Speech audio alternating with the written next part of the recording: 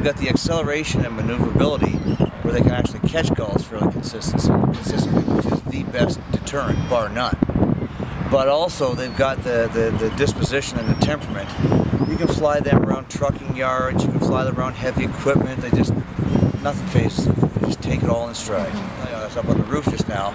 She came flying out off the front of the roof and caught the updraft blowing up off the face of the building, and all of a sudden up and wheeled around downwind. A little blast and a whistle. She turns, comes right back into the water. She'll always come back to you? No, there's no guarantees. No, but we're essentially dealing with a wild animal, even though she was born and raised in captivity. Right. We're essentially dealing with a wild animal, so there's no guarantees. But actually, I got her from the breeder when she was about 2.5 months old. Right. Now they're full-grown, adult body size, fully feathered at 2 months.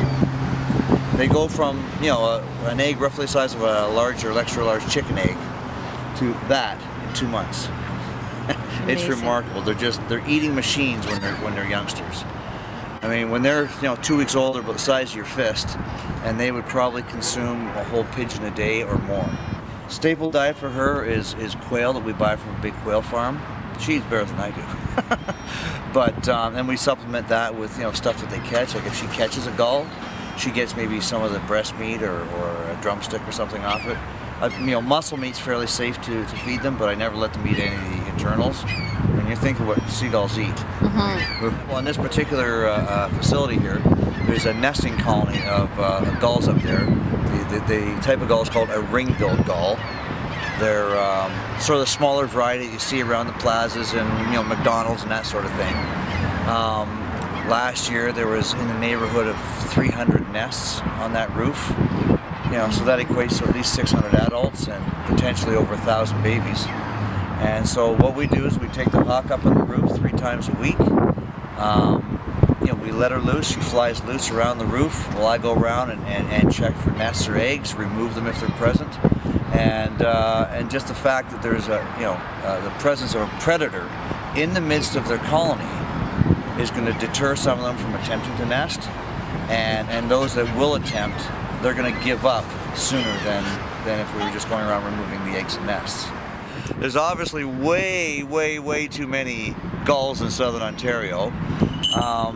The population is artificially high because they have adapted to people. They've adapted to thriving on what we leave behind. Lady here, she's like I say, she's just 2 years old this spring. And so the first year I had her, I got her late in the season because again, we want this particular kind of hawk, we want them raised by the parent so that they're imprinted to the parents, know that they're a hawk. And last year she caught in the neighborhood of 100 gulls. So she's getting quite proficient, and she's a joy to handle because you saw when she's up on the roof how responsive she is. And but the whole key to all that is training them properly and managing their weight. I mean, if she's too fat, she's going to sit up on the roof and have no motivation to come down when I offer her a piece of meat. Worse yet, on a windy day like today on the roof, she blows off downwind. I gotta go run after her and try and find her because she's not going to be motivated to come back and find me.